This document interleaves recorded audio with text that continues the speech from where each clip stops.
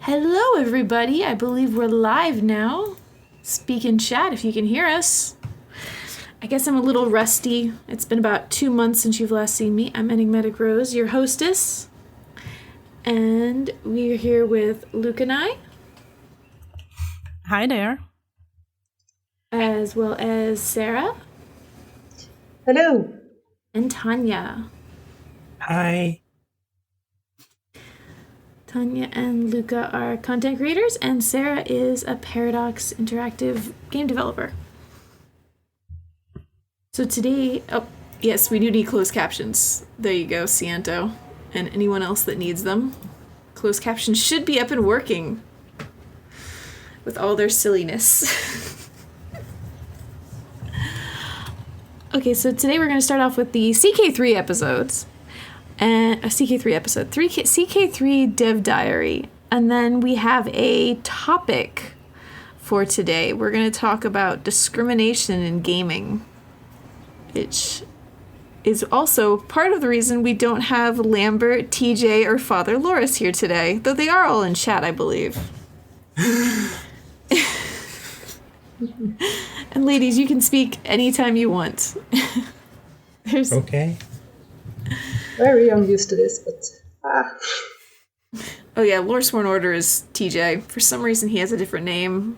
I think he's trying to go incognito. It's TJ. We're used to it. Mm-hmm. Alright, so Dev Diaries. Who actually here in voice chat read the CK3 Dev Diary? I did. I watched the very cute pictures of the cats and dogs and everything else. Dogs, plants, cats. Yeah, I birds. have to say the pet pictures are the best part of the Dev Diary. By far. See, sorry guys, I'm a little rusty on hosting this. I'm trying to show you the video. Show you the visuals. Alright, so today we're doing an offer you can't refuse, just like getting all of y'all onto the show, correct? I suppose. Alright. Alright, so we talked about something that they went back and redid this time, or we got to see it in a Dev Diary earlier, which is the contracts between the feudal lords and their vassals. It's actually been redone because they listened to, some concerns a lot of people had, and I'm sure concerns they had themselves. I cannot remember exactly what was the original, but I do remember we didn't have special contracts. We didn't have the extra things they have there, coinage rights, council rights, succession rights. It was not nearly as deep. Any thoughts? Well, we do this quite a lot, listening to what people are saying on the forums and other places and trying to make sure that people like what we're doing. So I'm not at all surprised that we redid this. So. As Lambert's pointing out, it only had feudal taxes and levies, and it was only low, normal, and high, and they were combined. So it was much more simplified. So I haven't read all the previous Dev Diaries, but I played Crusader Kings 2, right? And so in the 2, you can only set it up for all of your vassals. So I think this will be much better to be able to just micromanage your vassals, Yes. At least for me personally. That's always the problem, that how do you make the people who are the most annoying happy and have the others give you as much as they can, right? Correct. Especially you have that triple duke who's always being a problem, and should you really treat him the same as that one county count who's in your dukedom? You wouldn't. Tax the rich. Yes, that's another topic, though we're not going to touch that one so much today. Another time. Another time. I also really like how you can micromanage your vassals with these special contracts. Like, I need to have way more military power because my own tax income is sufficient. So I'm just gonna try and have as many marches as possible. Mm-hmm. Or the other It way definitely- around with the Scudich contract. It definitely gives you a lot more flexibility, especially when you are starting to grow your kingdom or your empire. And these extra things. And then the fact that you're talking about how you will gain tyranny by just changing it to be against someone. Or, negotiating. There is always the question of how much the tyranny really matters, right? Yes. And from what I remember from the way of lifestyle contracts, sometimes tyranny can actually be good because it makes everyone fear you. And you use that to your own advantage. So you may want to be very tyrannous? Tyrannical. Tyrannical, thank you. No worries. Tyrannical.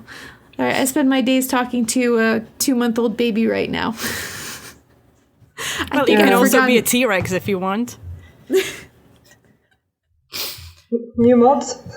That would be cool. I mean, we had dragons in CK2, so... So we're doing That's a dinosaur mod now? I'm not. I don't have time for that, but it would be awesome if someone could make one. Hint, hint, wink, wink. And you could have the T-Rexes versus the Brontosaurus. Jurassic Kings, yes. That'd be the perfect name for the mod. Yeah. The question is, will they have full 3D renderings of the dinosaurs, or will it just be humans wearing, like, a dinosaur mask? Oh, that's got to be up to the artist. And, I mean, with the new portrait system and all, who knows what they can do. Very true. You know how back in Age of Empires 2 there were cheat codes? You could spawn in saboteurs or the Cobra cars? Maybe Crusader Kings 3 needs a cheat code that spawns you T-Rex. Oh, I will pitch this to the team tomorrow. They're gonna hate me, but... Well, I mean, I know there's been some upset people about there being no glitter hoof in CK3. Maybe we could have glitter Rex. Glitter everything. Yeah, I mean, glitter gets everywhere, so why not? Indeed. Also called graphical glitches, so... Or as Santo in chat is saying, we could have T-Rex armies that spawn, like those raiding armies spawn in CK2. You just have armies of T-Rexes. Like the synthetics in EU4. Oh yeah. That's also a cheat code. Isn't there one for EU4 that spawns aliens or something? Yeah, the synthetics from Stellaris spawned in. That's it. Except they become dinosaurs. Dinosaurs. That sounds nice. All right. Any other thoughts on this? Well, there's of course the pets. Oh, yeah. That's It true. would be You the have a pet service not to dinosaur. share the pets. It would be nice to have some dinosaur Rex. That's true. Tyrannosaurus Rex as a... And there is modding. You can mod contracts for our lovely modders out there. But there we go. We have pets of the devs. We got this cute doggy. Yeah. We got hamsters, I assume. Yeah. Could be. I actually don't know who owns which. We got a kitty cat. And my favorite picture is a few pictures lower, the one that is just a plant. Oh yeah, see, that's the most low maintenance pet you can get. Yeah. Yeah, especially since it's a fat plant. Like a cactus-like that doesn't require much water, so it just sits there and grows. Succulents are awesome. We got some birds. We got a black cat. What is with that's 3 black cats now? Yeah, that's 4. Basket. He's the Byzantine. We actually get one picture of him each day during the whole working from home situation that we had. And we actually voted that picture would be in the dev diary. Because he looks so derpy. It's extremely cute. I just say that of all the black cats, they look sweet and innocent, and this pure white cat looks the most evil. Oh yeah. I mean, that's where all of the bad guys sit and stroke a white cat and telling Mr. Bond that they're gonna kill him and so on. So. And that white cat just looks majestic. Yeah. Oh, I've got this little guy somewhere. Yeah, the Imperator Platypus. Yes. I have one as well, but it's at the office. He's doing good work for you. Yeah. He's hard at work while I'm just on Reddit all day. He's got to earn his coins. Mm-hmm. Yeah. Oh, I don't think someone really has a seal. Yeah, the game director owns that one. So Altner. Oh. He has a seal? It's a plushie. Oh, okay, that makes more sense. I was like...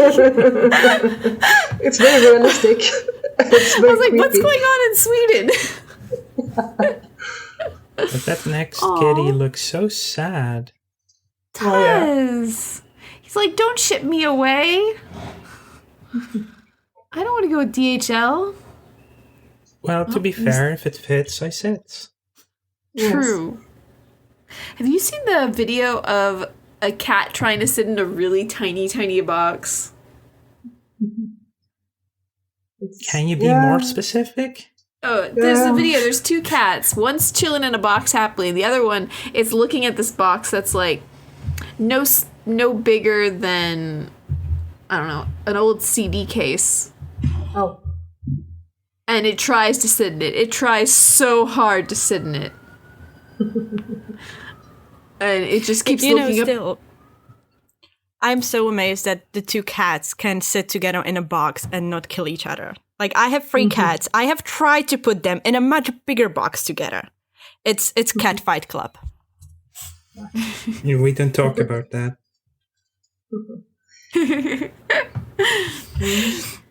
And I guess this is an adorable one. We're not the only ones that go on tangents. Well, it's cats and dogs and cute things. They're in the dev diary. We're not on a tangent here. We're addressing the dev diary. Exactly. If anything, blame Paradox for making it like this. But I don't see why you would blame them, because this is cute and awesome and adorable. Mm-hmm. Very much so. All right, so our main topic, guys, is discrimination in gaming. We're looking at from being players, content creators, and developers. Yeah, so where do we start? So, I think we'll start by everyone here is female, and I know I'm not the only one to get comments over the years of, you play strategy games? You do gaming? Or even just being surprised at the types of games that I play. Oh, you play more than The Sims? What? What? Yeah. Well, it's a very common problem. Like, there's this whole another can of worms of what other people consider games enough to be considered games, that, you are a gamer if you play it, but yeah, that's another can of worms. Oh yeah. I think I saw a tweet the other day that was saying Sims is considered a casual game, but how many people that play The Sims play it casually? People put hundreds What even is playing it casually? I mean, I try to make the biggest, grandest house and fill it with the most beautiful things and downloading mods to make sure they have nice hair. Yes. So I have completely different outlook on this because I actually used to work as a community manager for a Facebook game. And there are so many people who would say Facebook games or mobile games, they are not really games, right? And most of the people who played the game I worked on, they were not like usual gamers. They were often older people, retired, and so on and so on. Those people put alarm every 15 minutes so they would maximize what they can do in a game. What regular gamer who plays, I don't know, some FPS, Fortnite, whatever, would do that, dedicate their whole day, whatever they do in a day, to playing the game. Yeah. Yeah, exactly. And if you go by like the broadest definition of what is a video game, then the actual gender percentage gets close to 50-50 of who plays games, which is just baffles most guys. You say that and they're like, how do you come to that? But then they're like, oh, but those aren't real games. Oh, yeah, because they're not real games because they're not made. The majority of players are not male. Is that their definition of a real game? I really hope not. I doubt they look at it that way, but they're looking at like Facebook games or mobile games. So it's like it's not on their system, so it's not real. No, and as what you were saying about the Facebook games, a friend of mine who she's late 30s, about to be the mom of 2. She's a lawyer, and she got addicted to that Sultan game on mobile. I'm sure people have seen the advertisements on like YouTube. It usually shows really sexy looking women in harem outfits. Yeah. The game's not at all like that, honestly. You hear about whales in these kinds of gacha games, and I, about a month and a half ago, finally quit mine after almost 1.5 years. But I met some people, like one is a CEO of some medical company, the other was running his own restaurant chain, and they were like, yeah, I have money to spend and I don't know what else to spend it on. So... Yep. Well, and this game, like, she was part of a group of people that had a Discord. And like you were saying there about the people you played with, most of the people in that Discord were, you'd see them on the street and not call them a gamer. They have just a way broader reach. Like, if you're a stay-at-home mom, then what do you do all day? Clean the house? Well, or at some point you get distracted and want to do something fun. And nowadays, like, it used to be like television, but nowadays it seems to shift way more into gaming. I wonder how many positive things that's gonna give. Neutrino in chat said, I don't know, I think Facebook-style games are casual games, just some people get addicted to them. Still, it's a casual game. Fortnite can be a casual game if you play one game a month. Any game can be a casual game. There is no such thing. Like, any game can be as hardcore or as casual as you make it, as it is for yourself. Like, I truly believe that games are about having fun. And I hate when people just try to judge you for whatever you do in a game. Play Hearts of Iron 4 has a mod that makes the game run in real time, that an hour actually takes an hour. I mean, when it comes to a game, that would definitely be considered casual because you only have to do something at once every day. Yep. Or an example as a new mom here who, I have a newborn that doesn't like to sleep unless he's being held, which... means he's either in his carrier, or he's in my arms or my husband's arms. But I had to record a video for PDX 2 weeks ago for CK2.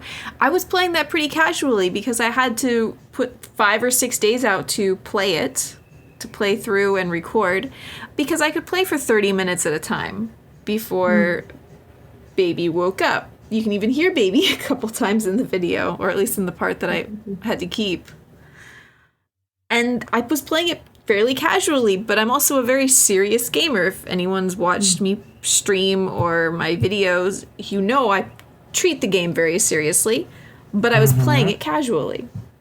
I remember ParadoxCon. And you have a really good point. Sorry. You have a really good point that being able to play like in a hardcore way is a very privileged thing. Like you need to have the time, you need to have the resources. And so, for example, I am disabled and my health will not let me play games, or I can play only certain games in a certain way. And that is something many people don't think about. Exactly. And you see that also just if you're a student in the summertime, you could probably play a game 8-9 hours. I remember sometimes on Saturdays, even during the school year, waking up, grabbing breakfast, getting on the computer, and playing Civ 3 and then later Civ 4 all night until suddenly it reached dinner time. I'd go eat dinner at the table with my dad and my sister, and then I'd be back on the computer till bedtime. That would be 12 hours or more of gaming. Yeah, I remember a multiplayer game of Command & Conquer Generals that I started with a friend at like 8 p.m. or 9 p.m. And that one game lasted us until 9 in the morning, where he was like, I have to shower and get ready for university now, so I'm going to call it quits. That was one single game of Command & Conquer. Yeah, I'm more of a single player gal, and I've done stuff like just play through Little Big Adventure 2, just try to do it in one row, and I always have to give up because it takes too long. And I mean, when I sit and watch something, I kind of want to do something. So I have a few games on my phone that I play when doing it, while watching something. And for me, that's kind of casual, but there are stuff in these mobile games that are not. One of them has events where if you play enough, you get a special item, or you get a room in a house or something. And then you really have to play it not casually. You have to make sure that every life that you have is going to matter. So it all depends, as some wrote in the chat, it all depends on how you treat it. I don't like using casual games as like a box to put games in, but playing games casually is entirely different. You can do that. Kettle of fish. Exactly. Yeah. Yep, and there are incentives to get you addicted, but you don't even just see that in mobile games. I remember playing World of Warcraft all through college. The events, the dailies. I remember logging on after classes to go spend 30 minutes running around doing my daily quests before logging off again and going and doing homework.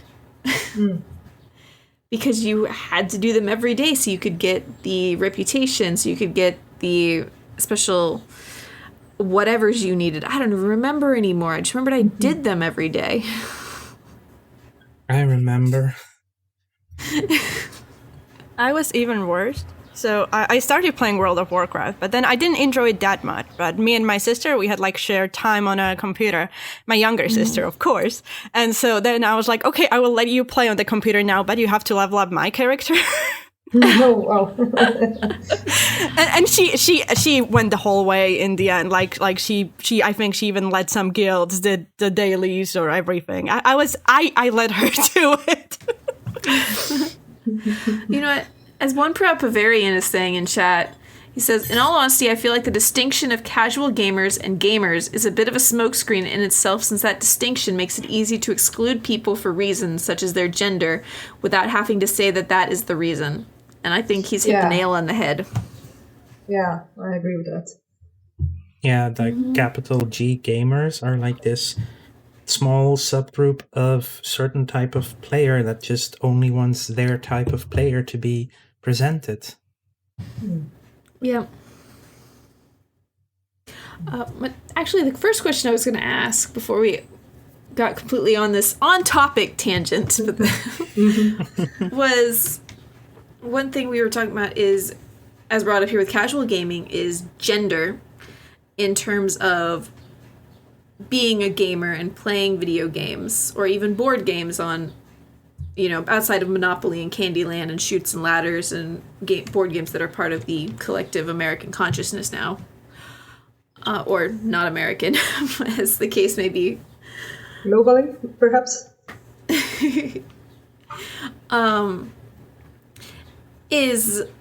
I know a lot of females are encouraged not to game or discouraged from gaming, or, oh, why are you going to sit on the computer all day? You shouldn't be doing that.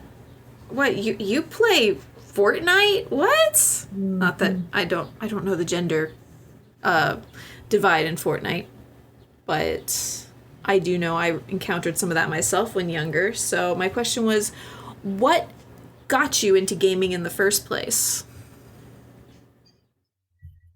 Well, Sarah? I can start if you want. Yeah. Well, so when I was 4 years old, my mom and dad had an old black and white Macintosh, and I played Lode Runner on it. I could not read, and I had no sense of English at all. I'm from Sweden, so. And so I actually managed to figure out if I clicked at a certain place, I could create my own levels in Lode Runner, and I could cheat while making these. And it just took off from then. It was Grim Fandango, Little Big Adventure 2, Captain Claw, Might and Magic, Heroes of Might and Magic, and so on. And it's just, I just wanted more, because this was so different from the games that we played outside. It was more innovative. It was more fantasy and inspiration than grabbing two dolls and playing with them. It was like an interactive novel. Exactly. Yeah. And I love reading as well, so it was kind of perfect in that sense. Did either of your parents play games? Not really. But they were actually the ones that gave me Grim Fandango and Little Big Adventure 2. And my mom, because I think I was 7 or 10, something like that, she actually had to help me shoot and move at the same time at a certain passage in Little Big Adventure 2. And she also helped me read most of the text and translate from English to Swedish to ensure that I understood what I was supposed to do. And it's a bit nostalgic for me, remembering my mom and I playing this together. So she really encouraged you, and now look, you've made a career out of it. Yeah. They weren't too happy. They wanted me to be more social and go outside and play with my friends and such, but I just wanted to play video games. And, well, they're happier now than they were then. How about you, Luca? So, one of my first memories I even have... Okay, let me start from the beginning. My parents got married and had me when they were really young. I'm talking 20. And my grandmother gave my dad some amount of money to, start life and all that. My dad bought a computer. That's a very old one. And one of the first memories I have is him playing Wolfenstein 3D. And he was telling me, it's a scary game, it's not for kids, I cannot play it, but he would let me watch it. I still think it was because he wanted to play. But that was one of the first things. And the other thing was my aunt, from my mother's side, who is the least gaming person you can imagine. She competed in fitness competitions, okay? And she played Mahjong in MS-DOS on her computer. And in SimCity 2000, she had these cities full of super modern buildings and everything. And I was like a little kid. I think I was around 4. I could not read. I could not do nothing. In the Mahjong, by the way, you had to select that you want to use a mouse. One time I forgot, and then I, in panic, had to restart the computer because I did not know how to get out of it. It was that kind of a you time. knew how to restart the computer. Yeah, I just, you just press the power button and it turns off and pretend everything is okay. I remember doing that too. And on top of it, my dad, he had a friend, or still has a friend actually, who at that point was PC games reviewer. Like, it was his job. So, like, since I was a kid, and he would often, like, get us games and stuff, you know? And so since I was a kid, I was like, hey, you can have a career playing games. And at that point, he, like, very sternly told me that it's a totally shit job, and I should not try to do that. But that was, like, the point when I was like, and I was, once again, I was very young. I might have been around 6, 7, 8, something like that. But I knew you can have a job in games. Like, when I much later applied to be a community manager, I even found out that there are community managers because I went onto Google and was like, what are jobs in video games? Oh, I mean, it took me until I was 15 before I knew that you could actually work with video games. And this was, I don't want to give away my age too much, but that was 17 years ago now. You're about my age. Oh, Lambert. I also played Colin McRae Rally with my dad. It was amazing. All right, and what about you, Tanya? Now that you mentioned SimCity, I think my first big memories with gaming was watching my uncle play SimCity 1, like the original, and just being fascinated about building cities like that. And then when I was 6 or 7, I got my first computer for Christmas, and that was then it just went downhill from there. The first game I remember distinctly playing is Red Alert. And I definitely played a lot of StarCraft and Warcraft 2 back then, and just started with a lot of RTS and also Civilization and SimCity stuff, and just devolved from there. I would say more it evolved than devolved. Maybe, yeah. I know with myself, I was first put in front of a computer. I think I was 3 years old. My dad's huge techie. He works in computers and programming and stuff. Put me in front of a computer in this game called Down the Rabbit Hole. I recognize that. Yeah, or Down the Manhole. I think it's Down the Manhole. Where you just sort of like click around, you explore, and you try to escape this house, and you're like tiny. It's like an Alice in Wonderland kind of thing. But I also played like an old ABC game on Macintosh, learning ABCs. All those early Reader Rabbit games. Did you have one with Frankenstein chasing you? I don't remember that, no. There was one that we had on the Macintosh that I think came with the computer, and I can't find out the name of it, but it had several different ones, and one of them was Frankenstein chasing you when you couldn't spell something. And being like 7 years old and not knowing any English, that did not work out well. I'm surprised I didn't turn you off English entirely. Well, it was a way to be able to play games, so I had to continue. Yeah, Mary Shelley must be so proud. This reminds me, when I was in school, I probably less than 10, and Diablo 2 came out, and everyone in the class was playing it, or at least all the boys, okay? And I got my hands on it somehow, and I just gamed it at my grandparents'. I had my own computer. There was no annoying sister, no annoying parents. My grandparents could not handle me. So anyway, I was there and I was gaming.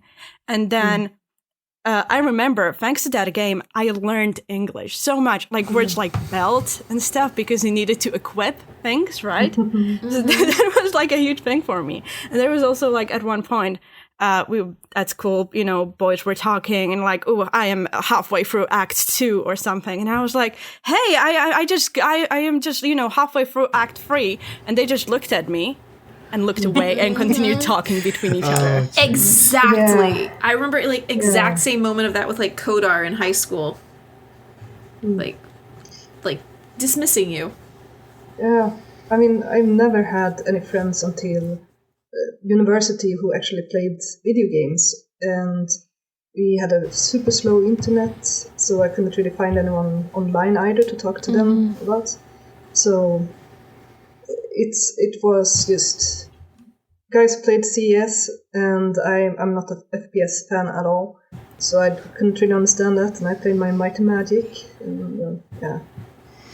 But after that, I found my people, and that's been awesome. I never had to experience that. So.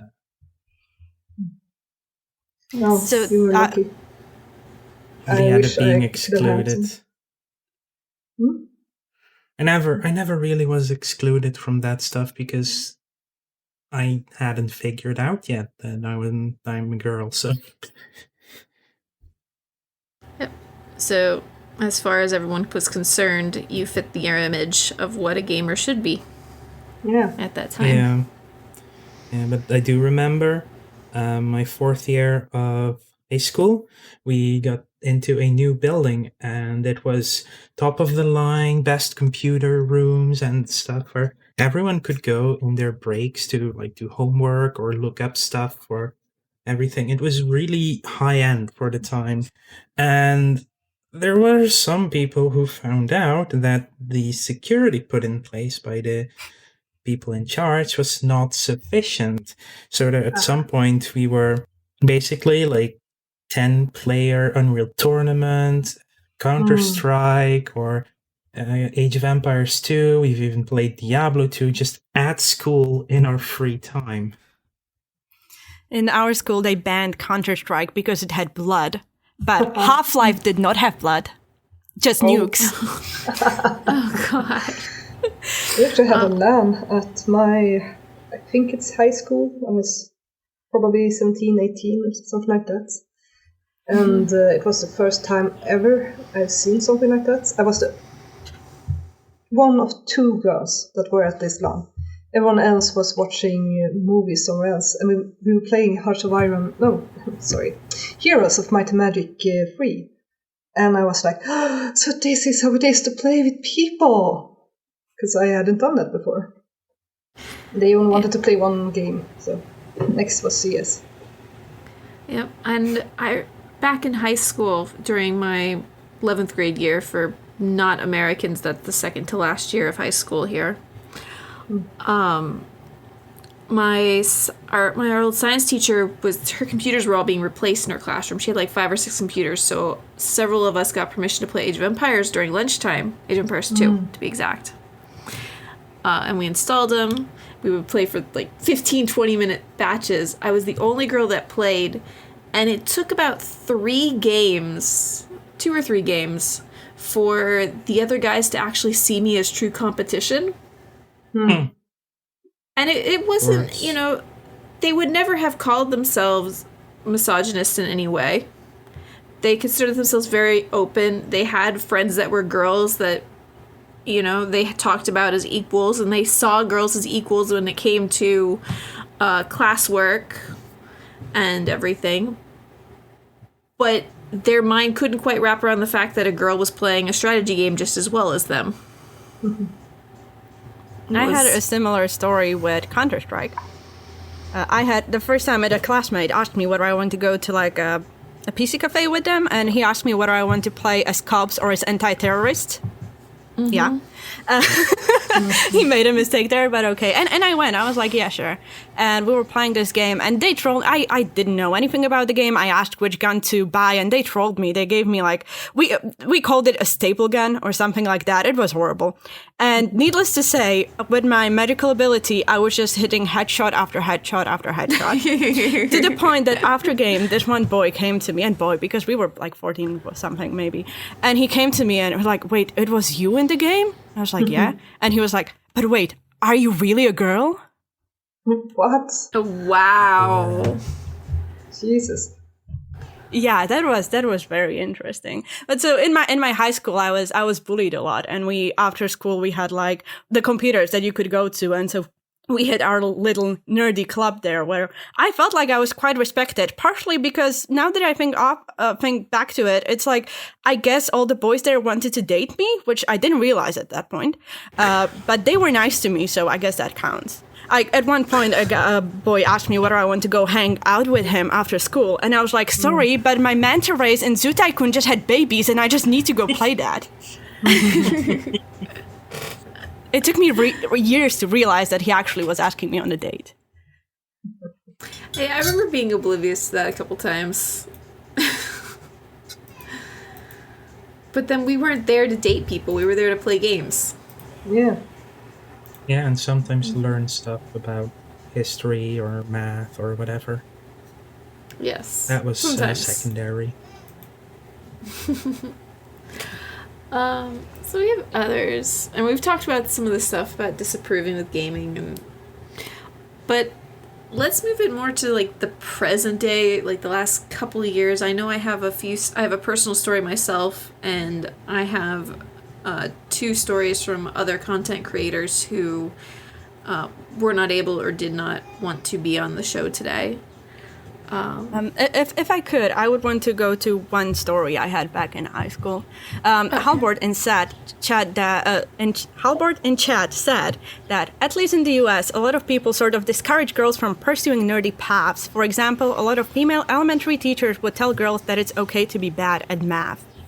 And so I went to, in Europe, we have this thing called gymnasium, which is like a harder version of school. It lasted for me from when I was 10 to 18. The same people, the same homeroom teacher that hated me and didn't believe I actually can get as sick as often as I can. And it was specialized in math. And then I took extra courses in coding and programming. And so there were very little girls in our class, but we were okay by most teachers. We were perfectly accepted, everything. Up until the point I was going to programming competitions. I loved it. I loved programming. We were doing in Delphi, which is like a Pascal, and we were doing C++ in high school as well. And anyway, so this one year we went to like a programming competition, and we got to like a higher round. Well, I was the only girl in my category, and there was another girl from my school, which was my best friend, and she also got there to go to the advanced round. So we went there. It was cool in a different city far away. There were, I think, like 100 people in the competition. There were 3 girls in total. 2 of them was me and my best friend. And because at school, they used Pascal instead of Delphi, and they used Linux, but we were working on Windows. Anyway, they just took us all to this one room that actually had Windows. And so a teacher there had to set it up so it would actually work for us. And he was talking to a different teacher there about how excited he was that he had all the girls in his room. The third one was there just by accident. And of course, it was like, basically, it was the next round was like you go to international, I think, or something along those lines. So it was like sort of high stakes at that point. And at the one point, I had a problem with compiling something. There was something with a computer. It was not something I had done wrong. But of course, I was the youngest one. And I don't know whether that is what, but he came to me and he told me to open this one website. And I was confused. Like, he was there to make us not cheat, right? Not to mention I was sitting next to my best friend. And anyway, when I was confused, he just went and he opened the website, and that was his solution to the hardest problem in the whole competition. And I didn't use it, but I was, it didn't feel great. Afterwards, I ended up somewhere in the middle of the whole row. I was not feeling so great about it, but he came to me at the end when I was with all the other people from my school, including the teacher, and he was like, "You did good for a girl." I hate that. At that point, I didn't think that much of it. But now that I look back, for the next year, I did not compete. I was eligible to go to the advanced round, but I did not want to go. Later, I went to university that specialized. I went to like computer science, or like it was called applied informatics, but it was coding, and there were once again just a few girls in the whole year of 100 plus people, and there was nothing like explicit that the teachers or someone would say, but it was very much the mood. Like if you saw a group coming the other way on the hallway, they would be like, oh, those are from the management mathematics, right? They are not the real mathematics or the real science people. And I had to drop out mostly because of my health, but all of this was definitely one of the big reasons why I didn't pursue any programming, coding, anything in the future, because it just didn't feel good. The next time that I tried to go to university, I went with marketing specifically because it was more girl-like. Mm-hmm. More female-dominated. Or more female-inclusive. Mm-hmm. Like, in the end, I was not able to finish any university because of my health and because of the system, but it's still something that stinks. Yeah. Oh, yeah. I'm sorry you had that happen. And I got my degree in teaching, which is very female dominated, but even in education, it was elementary, the few males that were there were treated quite well because they were so rare, and it was seen as a really good thing to have male role models for boys. But that's also, I think, where I'd faced the most discrimination about gaming. If I even mentioned I played video games, the other fellow teaching students would look at me like, how can you be a teacher when you play video games? We don't do that. We're too old for that. Like, so I ended oh up my never bringing it god, up. bros. Why would you do that? Yep, to the point where I just stopped bringing it up when it was outside of reading my number one hobby. Yeah. The question I was going to ask y'all is, what in like the last 2-3 years of being sort of more in the public eye, or as either content creators or devs, have you experienced or seen someone who you had permission to share an experience they've had where they've been discriminated against because of their gender? Either something mild. Almost.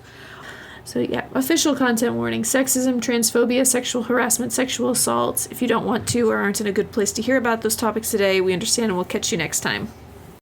Yeah, I see it almost daily in the communities I hang out in, because that is, being transgender is really rough, because there are so many people who just do not want to see you as either a woman if you're a trans woman, or a man if you're a trans man. And it is unbelievable how much gets thrown at us at times. And I personally haven't seen a lot of it, luckily directed at myself.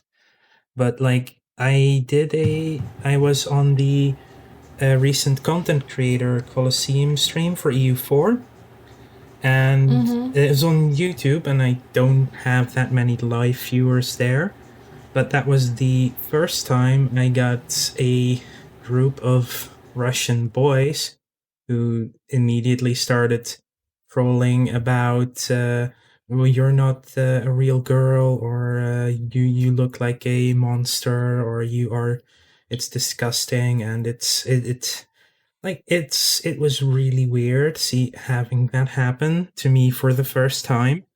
But I've seen that stuff almost daily when I'm in streams of other girls, Yeah. Jumping off from that, I know someone else in the gaming community who's also trans, and they've received a lot of hate. They wanted to remain anonymous, but gave me some of the comments that have been spoken or typed to them, I should say. Things like, that's a man streaming, not a female. Have you chopped your dick off yet? You'll never be a woman, dude, just give up. And all of those are utterly, utterly horrible and disgusting and should never be said or typed to anyone. Yeah, and I've seen that so often. It always stinks so much when people, let's be honest, mostly cis men post on Twitter, for example, how women have it easier, or if that people are doing X just for attention, for example, that they are trans just for attention, where in fact it's just not welcoming. It's just causing you so much pain because of something you can't change, and because especially if you're streaming, if you're on camera, there is no way to hide things like that about yourself. And people are hidden behind, anonymous names and just say horrible things to you. And you can try to moderate your chat as much as you want. You cannot ban every single one person who comes to you. And sometimes just horrible people come and you have no way to do anything about it, because you will see it, you will read it, and it will hurt you. And I was lucky enough that some of the worst things that were told to me were very, very tame compared to other people, but I will not forget. I try to be very open about my disability because it's invisible. If you see me, you cannot know what is wrong with me, unless I'm in a wheelchair, but not on stream. And at this one point, I had a person come to my chat and say, "What is your disability? Morbid obesity?" Oh, God. Jesus. People are asshats, if I can swear. I remember from earlier this year, this really big Dutch YouTuber came out as trans because she was being blackmailed about that, specifically by people close to her. And she'd never been out like that on YouTube. She transitioned early on in her teens, but instantly after she announced that, people immediately started calling her a man and everything like that. It just immediately switched for these people, and that's so incredibly painful and illogical. Up until the moment it was mentioned, she was just a woman, and after that, suddenly not anymore. Well, how? What changed for you just because it's been said out loud?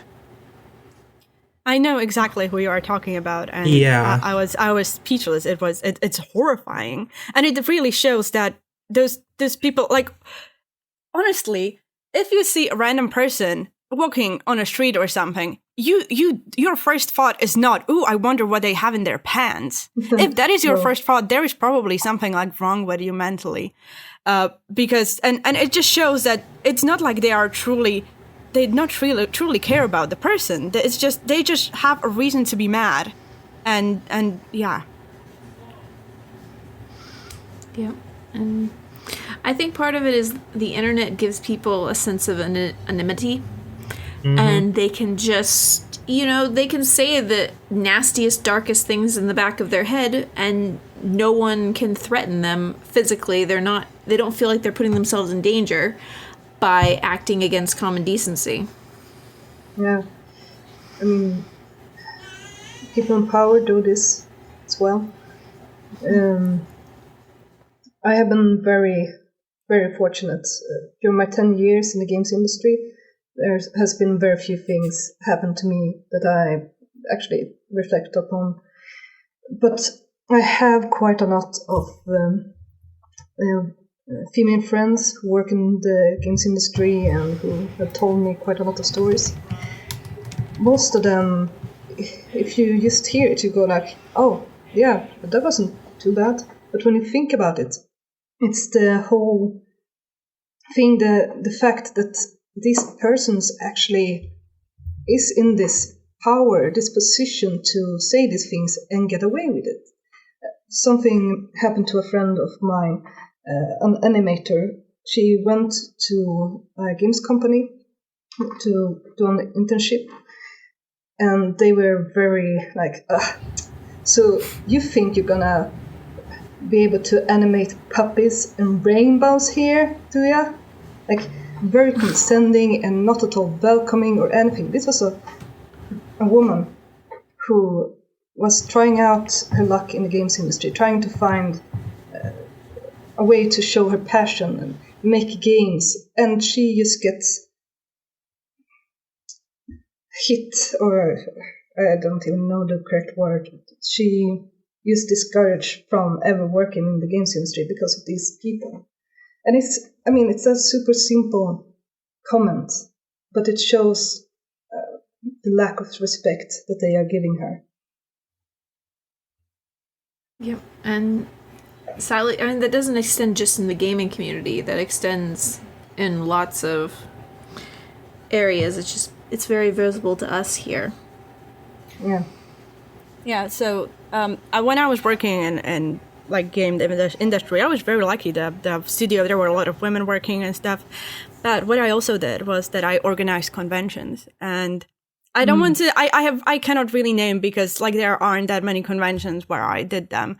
But there was this one person who was a lead for a convention, and he was very well known for saying things like he doesn't want to deal with women. And the whole atmosphere for almost anyone who got close to him to work for him was incredibly like sexist and just a pig.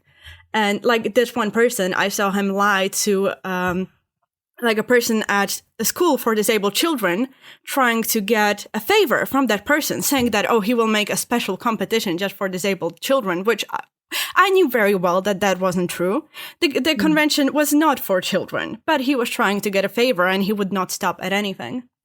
And so he had this guy who was his right hand at this convention. I was doing like tech stuff, getting computers at the right place, making sure that, you know, it doesn't go missing and stuff. And I had my personal items in the room where all the tech things were because, you know, I was working on it. And I needed to go home or something. And I went to this secondhand guy to like give me the keys so I can get my things. And he was like, no. Like the chief guy said that only these two people can have the key and you are not one of them. But if you want the key, and he was much taller than me, and he took the key and held it high in the air. And he said, if you want it, jump. Jesus. Oh my God. Yeah. And I worked on that convention only once.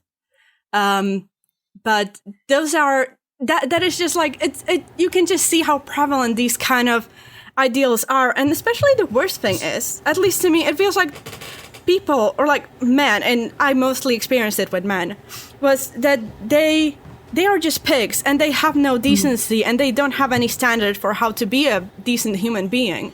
And thanks to that, they will go the extra mile to get the extra deals because they were annoying or because they did something.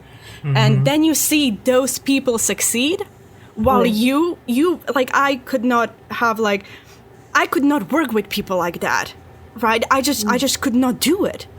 I as a person, it's completely against my morality.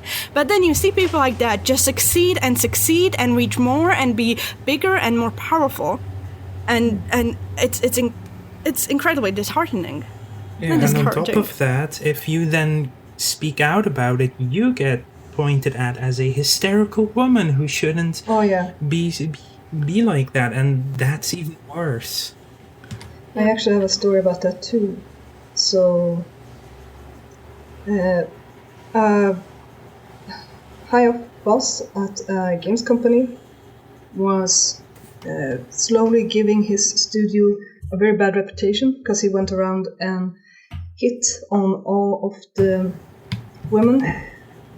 And when his own team went to him and told him that, dude, please stop. We are getting this reputation of being a really bad place, and if you continue, this might harm us.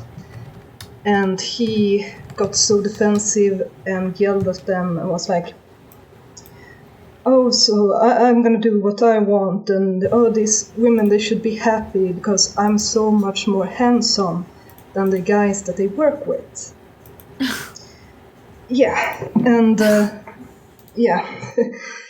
I'm sorry, when did being handsome or beautiful become a job qualification for creating something besides, being a model or something? Yeah. I once had a guy. It's true, porn. Yeah. I once had a guy. I talked to him on IRC server. Anyway, he was like, he started saying to me, boasting how he was writing a tutorial to write on keyboard with all 10 fingers, and whether I would date him. because of that, I assume. To which I tell him, like, guy, you are connected to my boyfriend's server? Are you sure you want to do this here? Like, what the hell? The audacity, right? Yeah. But there are also some things that happen that actually something good turns out of it. So a female friend of mine who she was out eating lunch with a bunch of programmers and designers and so on.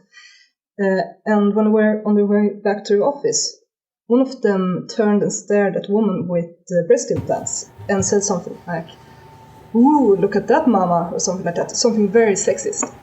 And she just freaked out, straight there in the middle of the street, and yelled at him for like 10 minutes or something.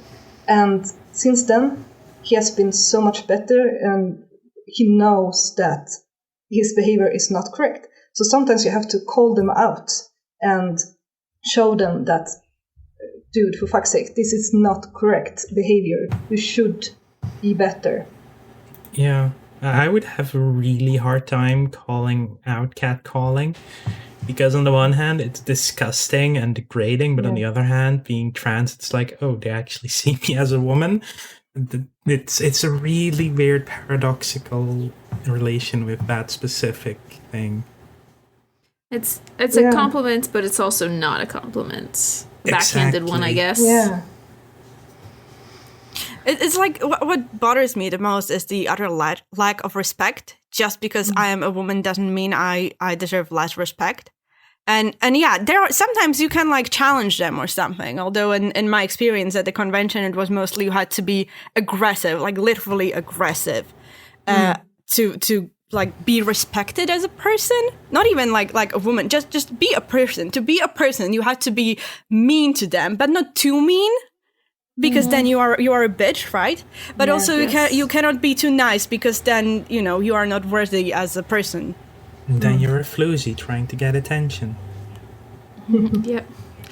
Or so I'd like to bring up I got permission from her to do this. So Lady Magnus, who's a streamer on Strategy Game Girl? Gamer, good lord, I forgot what her actual Twitch name is. But she's married to Benjamin Magnus, who's also a streamer. They both play Paradox games. He works at PDX now, I believe, as a community person. Grand Strategy Girl. Thank you, Ciento. I knew it was something. I just call her Leah or Lady Magnus. So, but recently he had made a comment on Twitter, something about he was waiting for his wife to finish playing so he could get on the computer or something. It was just an innocuous little tweet. Someone responded by saying, "Can I basically sleep with your wife?" What? Yep. Why? And he couldn't even delete the message. All he could do was hide it. And she saw it before he got it hidden, and she's had some bad experiences in the past as well, and so that really triggered her. I mean, seriously triggered her, not, oh, I'm so triggered, because that's become a modern everyday word. No, honestly, seriously triggered. Actual, And it was just some guy. We went looking at his Twitter, and I shared it with a few people in my Discord, and we all went in and reported this guy. Because he also was it looked like he did this to a lot of people. Yes, got kicks out of doing that to people. Yeah. And I think there are some people that do that. She doesn't have that happen so much on her streams, because most of the people that, like the core of her followers that found her, originally came from Ben's stream. And so they behave themselves because they're respectful. Though she did have one person who essentially started stalking her, and he knew that she lived in Orlando and worked at a Barnes & Noble's at the time. She does not anymore, but she did. And so he basically said he'd go through and go to every Barnes & Noble's and find her. Yeah. Personal. And then for myself, Lambert was there for this incident, back when Holy Fury came out and I was streaming it. My channel actually grew quite a bit because I had early access and such, and I was doing a multiplayer event. Someone came into my channel with, they had 20 different names. They kept getting banned, but here comes some nasty words you will almost never hear me say in any public context. Rose is a filthy whore. I will rape you, Rose. I rape and abuse girls, 888. Fuck, that's a dog whistle. With they got past the Twitch censors by putting 2 A's in the word rape. Oh. Jesus. They did that, and they kept, hitting the follow button so it would pop up on stream, so I had to turn off follows. They kept saying stuff and having to get banned. Lambert got himself a sword because of that. And they also kept sending private messages as well, which is why those are now turned off on Twitch. Okay.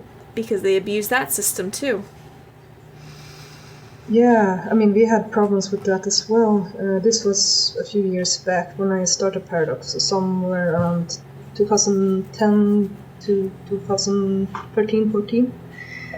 Our PR manager was a bubbly, really cute girl who always got a bunch of comments on her appearance whenever she did an article and showed up in video dev diaries and such, and same with our producer at the time.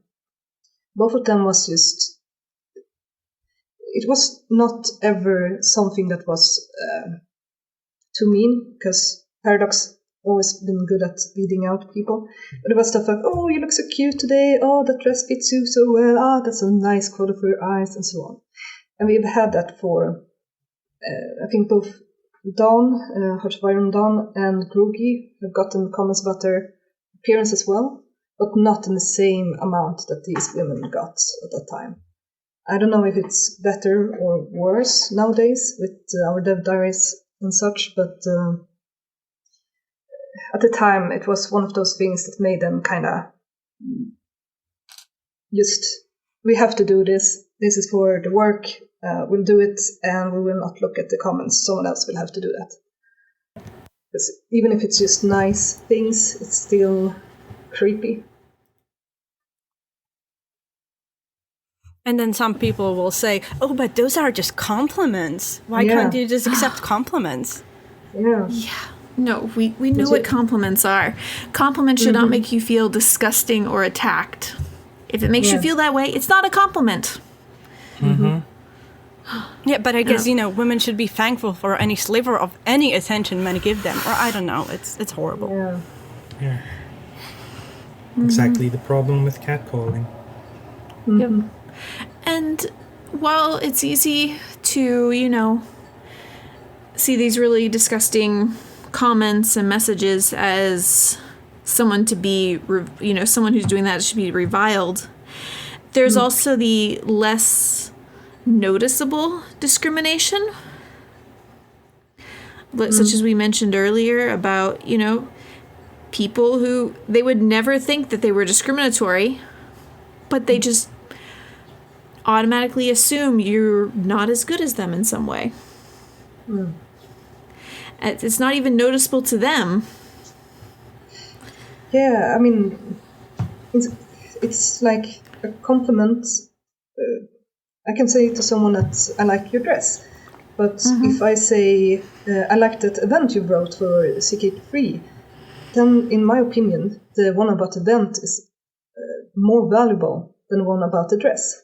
Correct. And if I say, oh, that dress really flatters your figure, then people would just look at me like I was a creep, which I would be.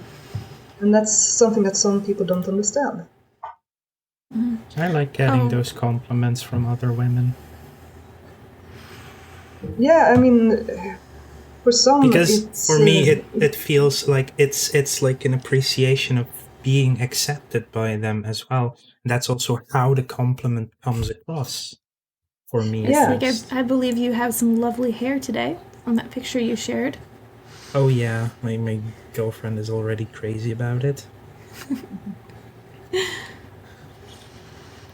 yeah, and I mean, I tell Manet all the time that he looks lovely in the clothes that he wears, for example, and it's kind of have a different purpose for some people.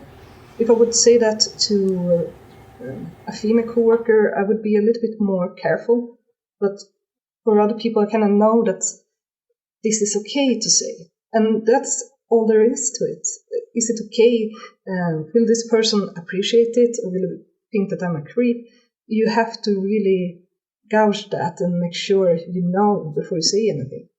Well, and there's also sometimes complimenting someone on something physical can make them feel like they're being trivialized, as if that's all that's important.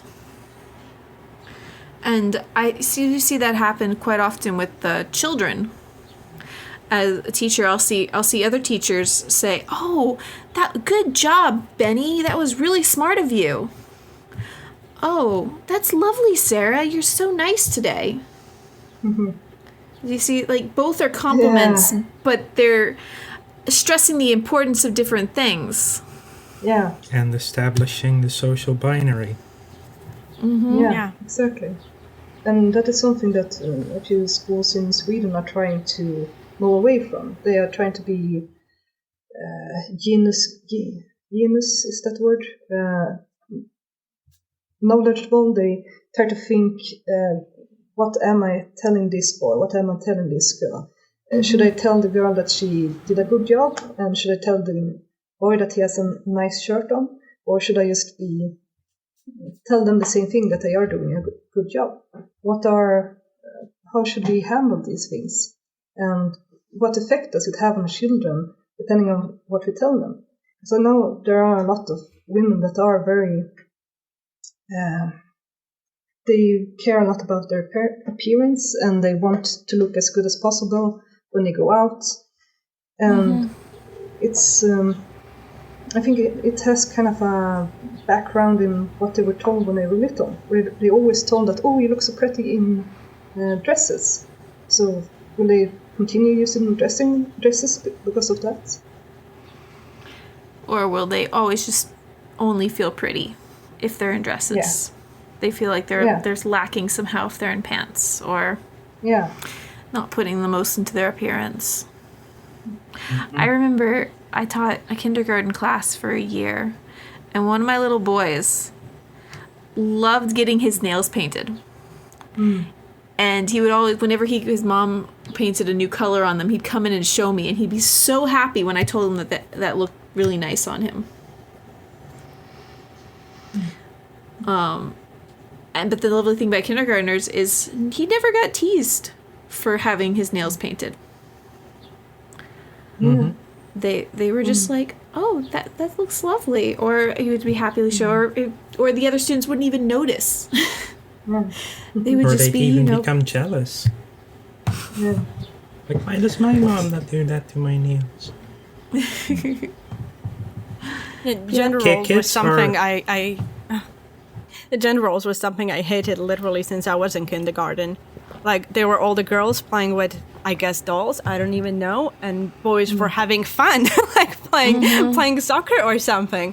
And I just, and that was like the point when I very consciously started to realize those rules and how you need to behave if you want to be accepted. In my kindergarten, if you wanted to be accepted by boys, you could not cry if they hit you. And there was this point. We were in a class, and this boy came to me and kicked me. And I kicked him back. And I was like, I was on the verge of crying. It hurt, right? But I kicked him, and he was quiet, and he told me that I should play soccer with them because I have a good kick. That felt so amazing when I was, a kid. TJ has a good question here. What my ultimate question here would be, as a guy, what can we be doing better if we want to make sure grand strategy is for everybody? And I think one little thing I'll touch on myself in answer to that is the normalization of female players. One of the most common things I get, or responses I get, either comments on YouTube or people in Twitch chat, is, wow, a girl playing CK? Wow, a girl plays EU4? Or you are pretty good for a girl at this game. I haven't gotten that one. I do get my ability with EU4 taken down a bit on YouTube videos, but I mean, I've only got a few hundred hours in that game, and we all know you can't master EU4 without at least 1,000 hours. Yeah, and anyone watching EU4 just expects you to be on the level of like Flory Worry. Yes. But one thing, I do remember a time when someone came into my chat and commented going, wow, a girl playing CK2, and someone else spoke up and said, I thought that too, but I was nice enough, not nice enough, that was not the word. I thought that too, but I didn't think it was worth commenting on. Which led to me creating a command in my chat. When you type !XX for the chromosomes, you get, yes, congrats! You noticed that Enigmatic Rose 4 is a female, and she's playing a grand strategy game. Way to go, you! Yeah. Oh, that's awesome. Which several of my regulars will pull up.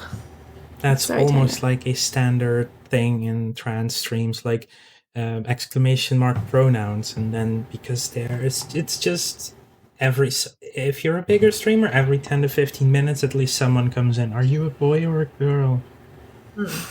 Just that is. Why does it matter? Yeah. But if I can get back to the question, but like how to make sure everyone is welcome with grand strategies, right? Yes. I think we should normalize playing just for the immersion into game, just to enjoy the story and not try to min-max it, be the best at strategy, play with the hardest settings, or even like playing multiplayer games, because like in my opinion, multiplayer is requires so much commitment that I cannot do, and yet I often feel like I am a worse player because I don't want to play multiplayer, and it hurts, right? And it's not only because I'm female. For me, it's also because I'm disabled, and I cannot promise that I will be good enough to play, and or that I will be like be cognitively aware enough to be able to play. It's a complicated. Grand strategies are complicated. And it should be okay to play them slowly, to play them on easy settings, to just enjoy the story. So often when I stream Stellaris, I always read all the anomalies, all the text. I love it. It's what really makes Stellaris for me. And so often I'll have people come to chat and be like, "Oh, you are new," because I'm reading it. And I'm sorry, I have just 500 hours in it, right? I'm I at just love the 1,300 hours. I've played so much through the early game. I can tell what the reward is to some anomalies just by seeing the name of it. But when I'm playing it for other people and not just for myself, then I will also be reading it out because I want to share that experience with everyone watching and not just be like, oh, click through this really fast because I know what's going to happen. But someone watching, not.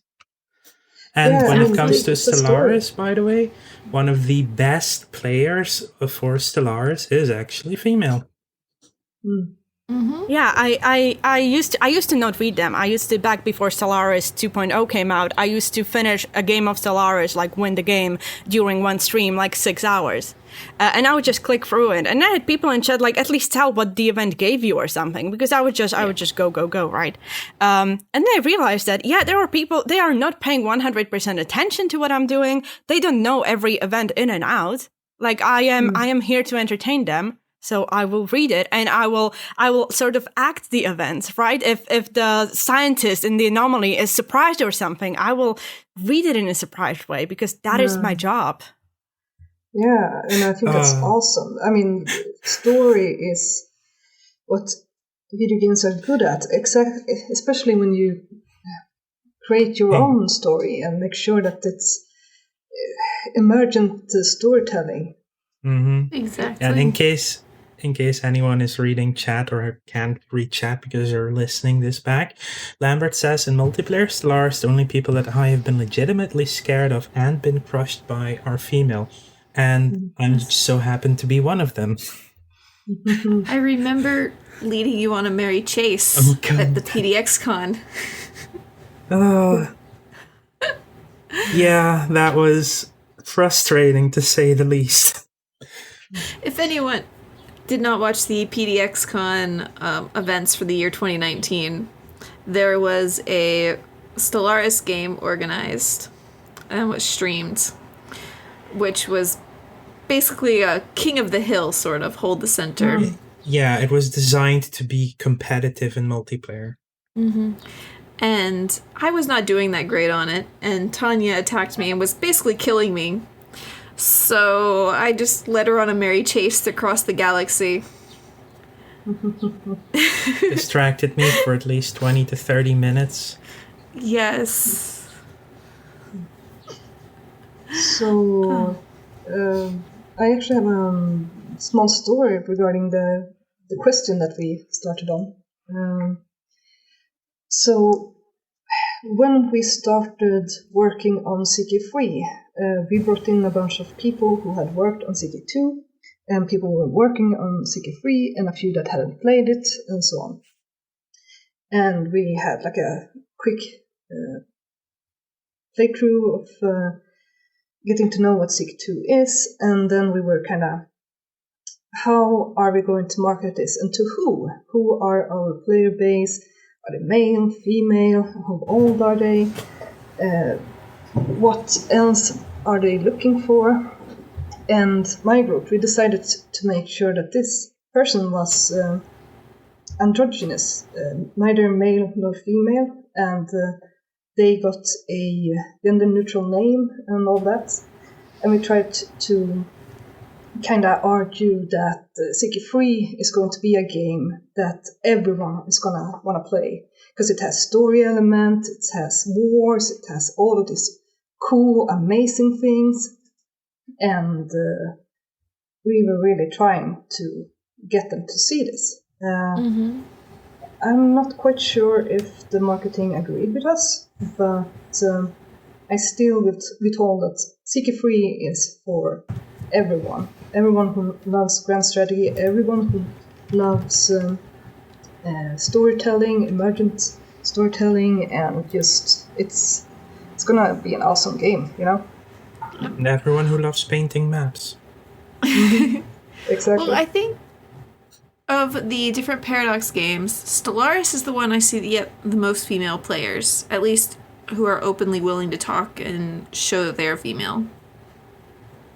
It's also because it's a completely different genre, like more girls than, again, this is again stereotyping that science fiction is also for nerdy boys, but there are way more girls who are into science fiction, and the other Paradox games are all very much history-based. Yeah. So there's also a difference in interest for people there as well. I would also say that Stellaris is one of the few games. I mean, I've been working Paradox since 2010. Stellaris is the only game that I actually played until the end. The other ones have been too complex for me, even though I've scripted them, written events for them, and so on. But Stellaris just, it hits something and made me understand stuff a lot easier than any of the earlier games. Oh, and I think that's something we can hope for with CK3. I of course, have not played it yet. All I've seen are just what's been available to the public. And I don't know if Sara can comment on this at all. But it definitely feels well, it does not lower the depth of the game. It's a lot easier to understand the UI and what you can do in the game compared to CK2, and definitely compared to the original Crusader Kings. The original Crusader Kings is a hot mess. It really is. It really is. We actually had a UX team, an outsourced team, to go through Stellaris and make sure that it was easier than the first few iterations of it.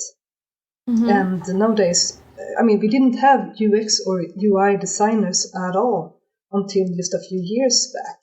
I think we got them after both Stellaris and Harassment was released. So now we're doing quite a lot of that in-house, which is great. It's people who actually knows our games and knows who makes it. For CK2 and 1 and EU, all of them, it was not the case.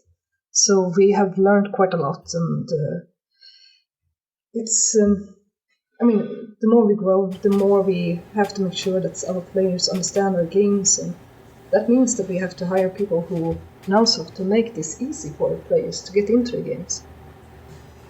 You have to do accessibility, and even with CK2, even we're talking about gender, I know there's men who look at CK2, who look at EU4, and don't know where to start, especially because the, not demos, how you learn the game.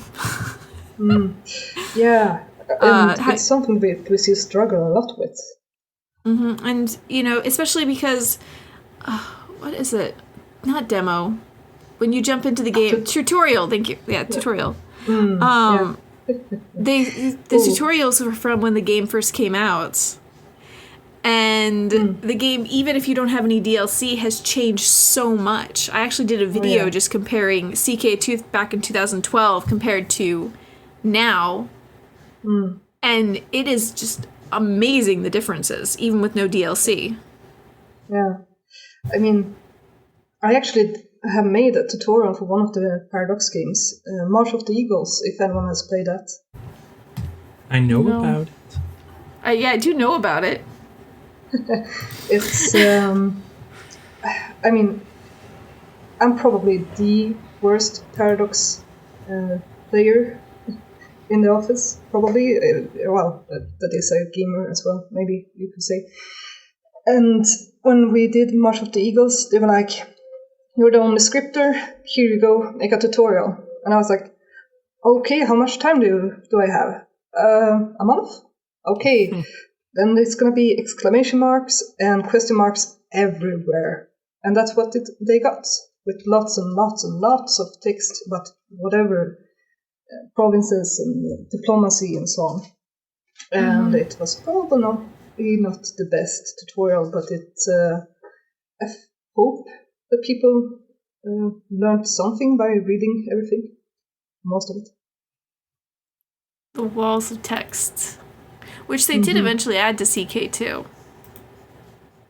But so when I stream strategy games, the first thing I do, and I'm trying to sort of teach it to people, is to literally mouse over and click at everything you can.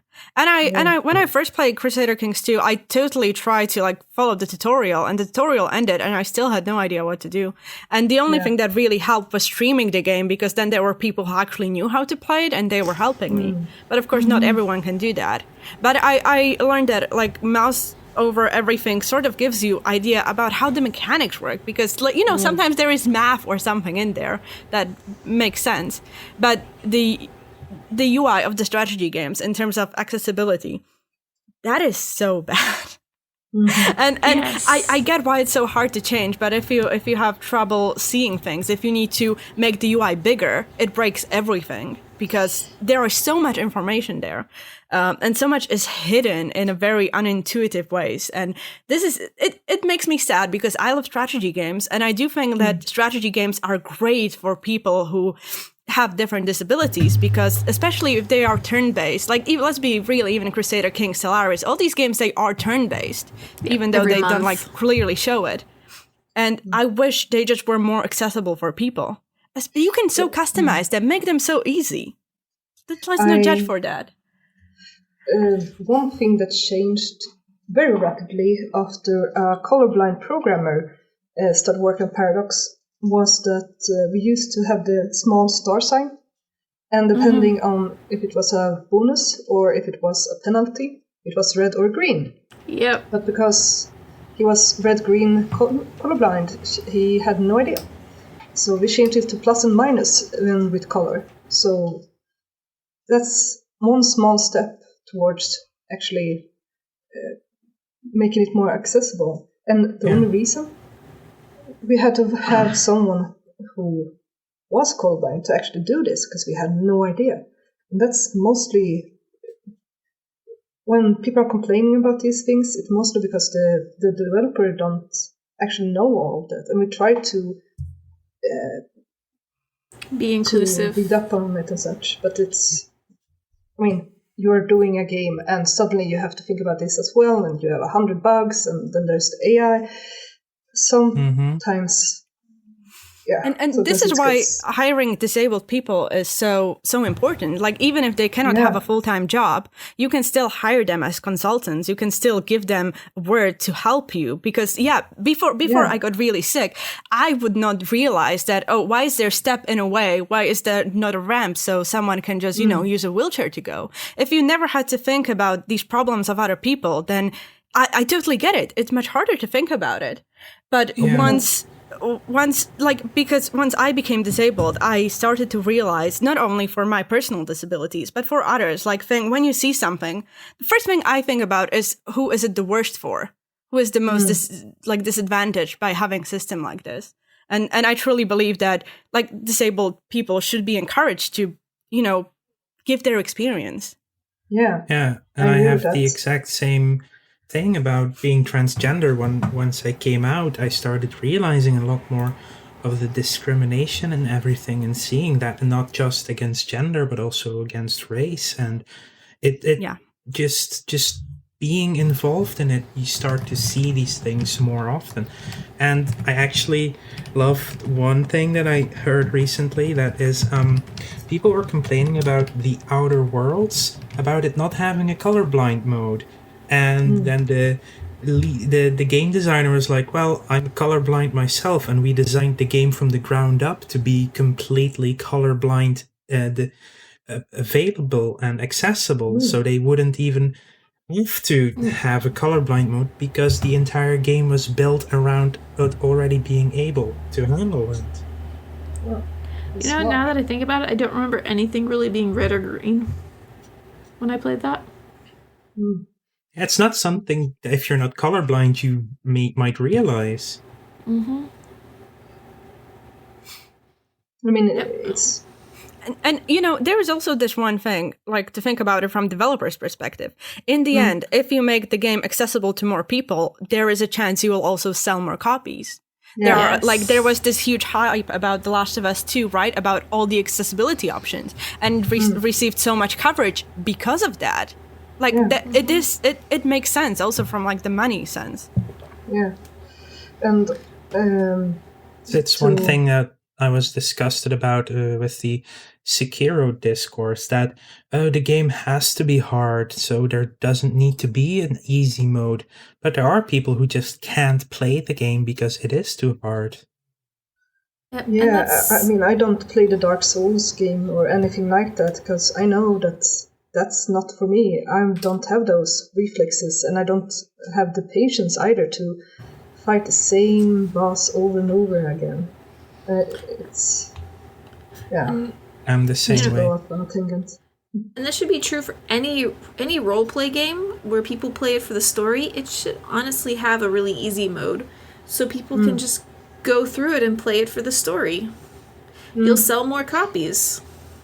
That was actually one of the things of the Gamergate scandal. It was one of the female writers for...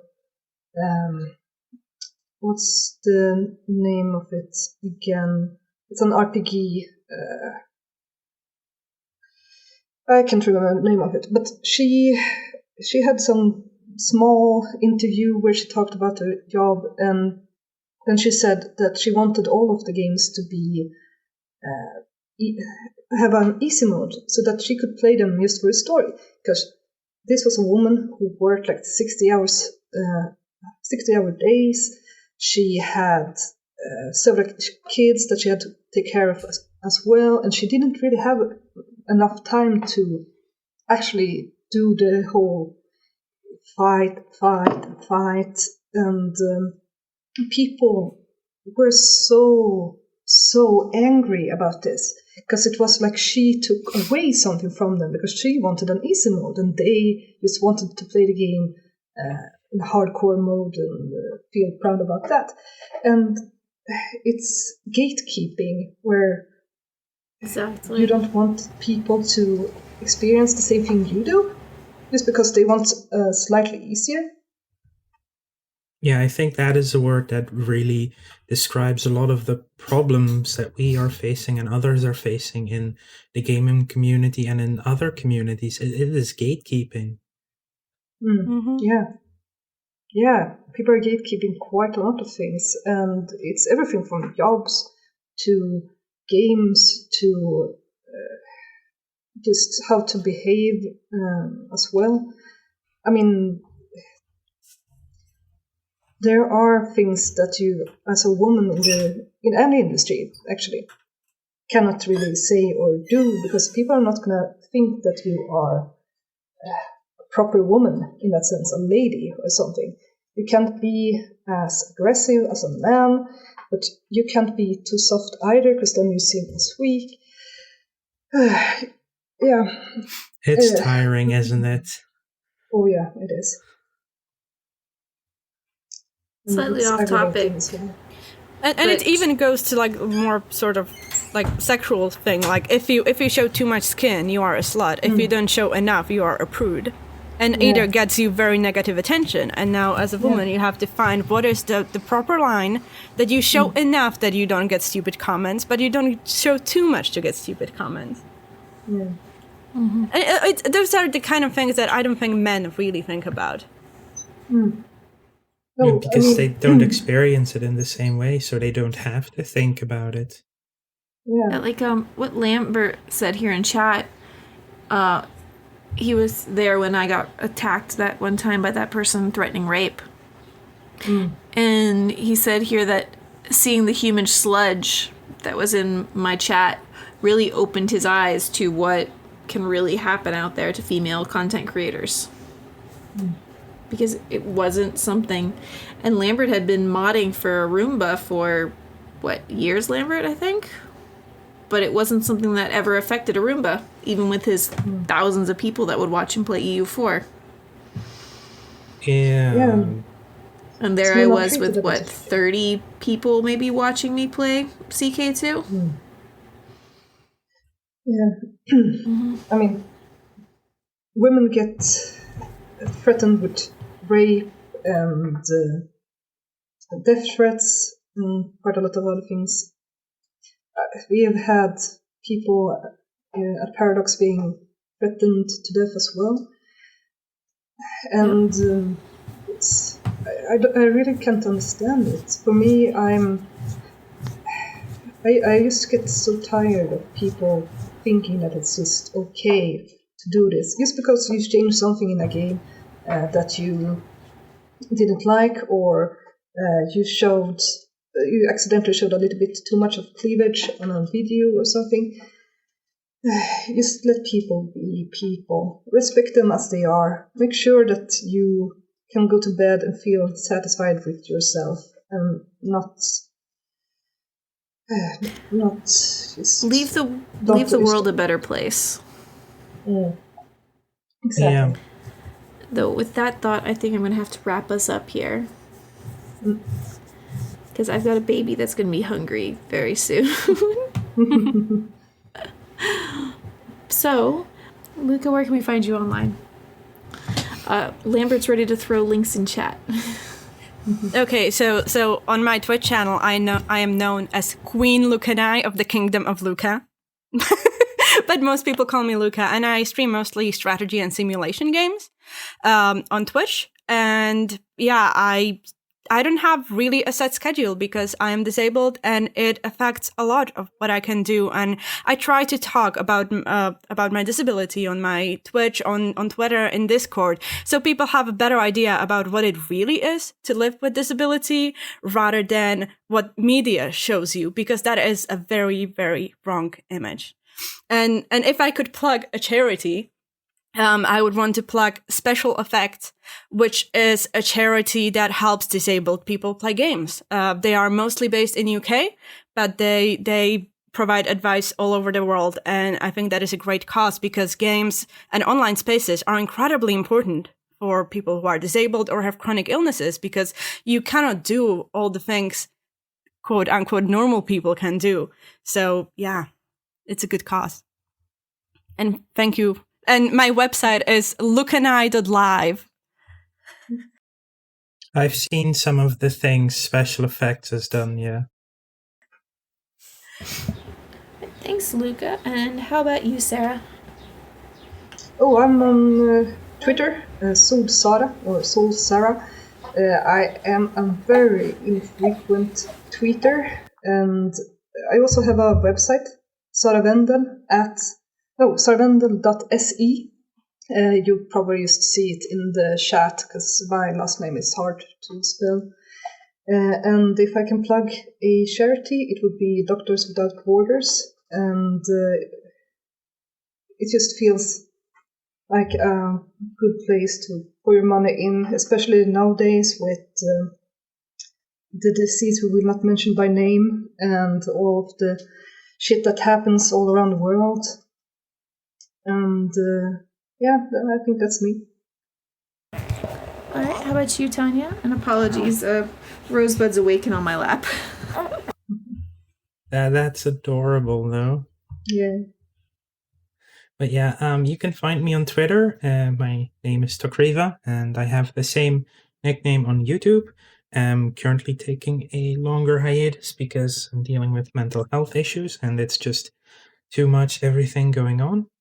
And I would like to plug 2 charities myself, mostly depending on your location. If you're in America, you can go to translifeline.org. They help out any transgender people who are having issues with getting through their daily lives and having a hard time in general. And they're just amazing people. And if you're in the UK, you can go to mermaidsuk.org.uk, and they help specifically trans children and their families with getting started on their transitions, helping them through what they're going through. And you can always look for your local LGBTQ organizations that are always in need of support. Okay. I think Rosebud is awake. Yeah, no, sorry. I had to hand him off to his dad real quick. All right. So links are in chat. Look them up. And myself, I'm Enigmatic Rose 4 on Twitch and YouTube. Currently, my schedule is all over the place because I just had a baby 8 weeks ago. But I'm trying to make new content, and hopefully I'll be back here with the podcast. Anything else to add, y'all? Thank you for having me. Yeah, thank you for having me.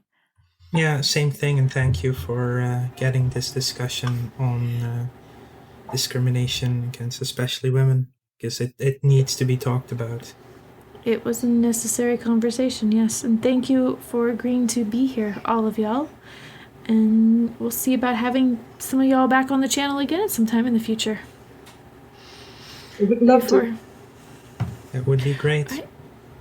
And for those of you watching on SoundCloud or not anywhere not YouTube, because TJ, can you watch SoundCloud? Okay, anyone listening on SoundCloud, the links to everyone's channels will be in the notes there. All right, thank you so much, guys. Have a good one. And be nice to each other. Be excellent to each other.